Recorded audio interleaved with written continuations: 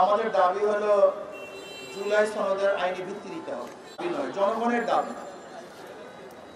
কাজী এটা দিতে অসুবিধা করি, ভারত চায় না জুলাই সনদের আইনি ভিত্তি দিতে। আমরা অবশ্যই দাবি করব জুলাই সনদের আইনি ভিত্তি দিতে হবে। অন্তর্বর্তী সরকার শুধু নির্বাচনের জন্য বসেন নাই, তিনি কেন বসেছেন আমরা সবাই জানি। সংস্কার, বিচার, নির্বাচন। আপনি সংস্কার না করে কিভাবে নির্বাচন দেন? দৃশ্যমান বিচার না করে আপনি কিভাবে নির্বাচন দেন? যদি শুধু আপনি নির্বাচনের জন্য ক্ষমতা বসেন তাহলে আমার কোনো আপত্তি নেই, কিন্তু যদি আপনি তিনটা বিষয়কে সামনে নিয়ে ক্ষমতায় বসেন তাহলে অবশ্যই আপনাকে সংস্কার করতে হবে, দৃশ্যমান বিচার দেখাতে হবে, এরপরে নির্বাচনে যেতে হবে। নির্বাচন কোন পদ্ধতিতে হবে? ইসলামী আন্দোলন বাংলাদেশ অনেক আগের থেকেই দাবি করছে পিআর সিস্টেম নির্বাচন। 2008 ইসাই সালের নির্বাচন ইশতেহারে ইসলামী আন্দোলন বাংলাদেশে স্পষ্ট ঘোষণা করেছেন যে পিআর সিস্টেম নির্বাচন দিতে হবে। পিআর সিস্টেম নির্বাচনের ফায়দা কি, উপকারিতা কি, এ বিষয় ইতিমধ্যে আমার মনে হয় জনগণ বুঝে ফেলছে, জেনে গিয়েছে। এমনকি বর্তমান জরিপে দেখা যায় 80% জনগণ পিআর এর পক্ষে। পিআর এর বিপক্ষে কিছু নাই তাই বলবো না। ঔষধ যখন সেবন করি সেখানে লেখা থাকে এর প্রতিক্রিয়া কি, সাইড এফেক্ট কি আছে। পিআর এর ব্যাপারে দুই একটা সাইড এফেক্ট নাই তাই বলবো না, কিন্তু দেখতে অধিকাংশ ভালো না মন্দ। যদি পিআর এর খারাপ থাকে 1%, ভালো 99%। পিআর এর বিপক্ষে যদি বক্তব্য দেওয়া যায় 2%, তাহলে পক্ষে বক্তব্য দেওয়া যায় 98%। পিআর এর ব্যাপারে সবচেয়ে বড় তাদের প্রশ্ন কি, কাকে ভোট দিবেন, কে নির্বাচিত হবে, এটা তাদের সবচেয়ে বড় প্রশ্ন। স্থিতিশীল গভর্নমেন্ট হবে না, স্থিতিশীল সরকার হবে না। আমি তাদেরকে প্রশ্ন করতে চাই, ধরে নেন আজকে যে পদ্ধতিতে নির্বাচন হচ্ছে সেখানে যদি এককভাবে কেউ সংখ্যাগরিষ্ঠ অর্জন না করে, সংখ্যাগরিষ্ঠ না পায়, তাহলে সেই পার্লামেন্টের অবস্থাটা কি হবে? সেটা দুর্বল পার্লামেন্ট। যদি কোয়ালিশন সরকার গঠন করতে হয় সে পার্লামেন্ট তো দুর্বলই হয়। তার বর্তমান পরিস্থিতিতে পদ্ধতিতেও তো দুর্বল পার্লামেন্ট হওয়া সম্ভব। আর পিআর সিস্টেমে নির্বাচন দিতে বিএনপির আপত্তি থাকারই কথা না, কারণ তাদের একজন উঁচু পর্যায়ের বক্তা বক্তব্য দিয়েছেন, উঁচু পর্যায়ের নেতা বক্তব্য দিয়েছেন যে 90% ভোট তাদের। যদি 90% ভোট তাদের হয় তাহলে তারা আসন পাবে 270-এর উপরে।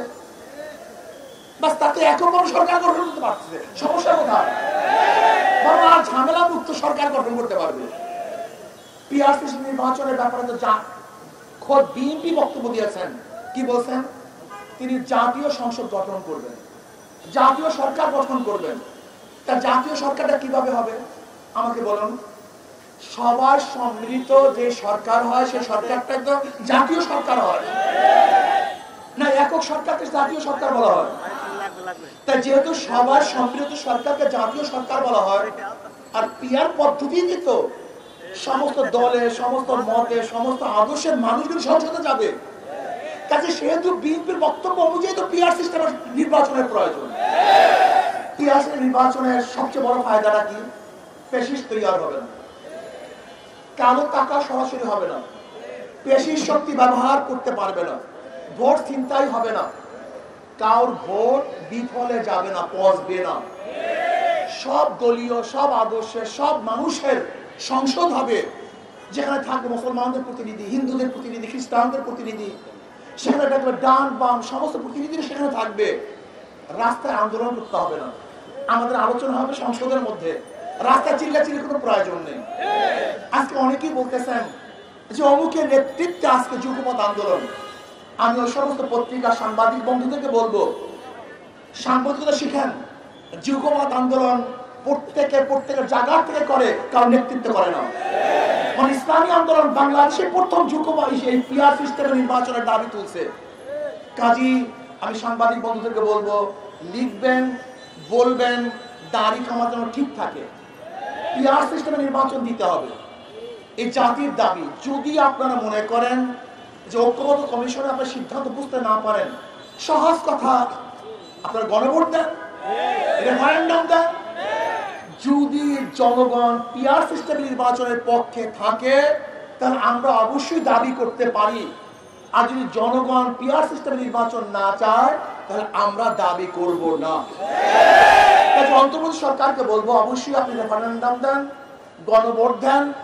যদি জনগণ ডিসাইড করে যে আমরা পিআর সিস্টেম নির্বাচন চাই তাহলে অবশ্যই আপনাকে পিআর সিস্টেম নির্বাচন দিতে হবে ইনশাআল্লাহ। যদি আপনি কোনো অবস্থাতে আগেই বলেছেন বক্তাগণ, উপরের ইঙ্গিত, যদি উপরের ইঙ্গিতে আপনি পিআর সিস্টেম নির্বাচন দিতে গড়িমসি করেন তাহলে জনগণ ঐক্যবদ্ধভাবে আপনাকে বাধ্য করবে পিআর সিস্টেম নির্বাচন দেওয়ার জন্য। জুলাই সনদে আইনি স্বীকৃতি দিতে হবে এবং বিচার দৃশ্যমান করতে হবে।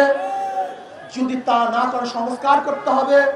যদি এইগুলি আপনি না করেন, শুধু নির্বাচন করেন, তাহলে আমি মনে করব আপনিও কোনো এক দলের দিকে ঝুঁকে গেছেন, আপনি নিরপেক্ষতা হারিয়ে ফেলবেন। তাহলে আসুন আমরা সম্মিলিতভাবে এই দাবিকে সামনে নিয়ে আন্দোলন করব। আর আমি মনে করি আন্দোলনের কোনো প্রয়োজন নাই, আন্দোলনের আগেই সরকার এটাকে গ্রহণ করবে। আর প্রাইমারি স্কুলে ড্যান্স এবং গান শিক্ষার জন্য ওস্তাদ দিবেন, শিক্ষক দিবেন। কেন, কিসের জন্য? গান ড্যান্স আমাদের মুসলিম পরিবারের একটা সংস্কৃতি না। যদি আপনাদের সমস্ত পরিবার, বাংলাদেশের সমস্ত পরিবার নাস্তিক হয়ে থাকে, বেঈমান হয়ে থাকে, তাদের জন্য গান এবং গানের টিচার দিতে পারেন।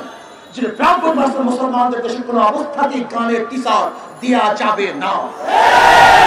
এদেশে টুপিওয়ালাদের, দাড়িওয়ালাদের, মুসলমানদের খাজনা, ট্যাক্স, ভ্যাটের পয়সা দিয়ে গানের টিচার দিবেন। গানের টিচারের প্রয়োজনটা কি? সেখানে ইংলিশ টিচার দেন, কম্পিউটার টিচার দেন। আজকে প্রাইমারি শিক্ষা ব্যবস্থা ধ্বংস হয়ে গেছে, কিচ্ছু নাই। সেখান থেকে মানুষ ঘুরতেছে না, ইউনিভার্সিটির চান্স পায় না, মেডিকেলের চান্স পায় না, কোনো জায়গায় চান্স পাচ্ছে না। এর জন্য প্রাইমারি শিক্ষা লেভেলকে ঢেলে সাজাবার জন্য ধর্মীয় শিক্ষক সেখানে নিয়োগ দিতে হবে এবং কোনো অবস্থাতেই সেখানে গানের টিচার বাংলাদেশে দেয়া যাবে না। যদি দিতে চান আপনার গদি, আপনার মসলাদ উৎখাত করবে ইনশাআল্লাহ।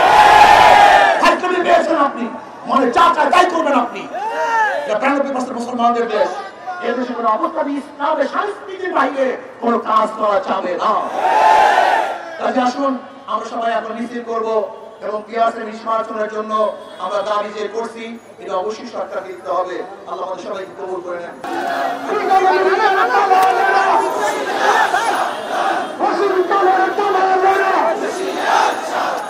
শিক্ষা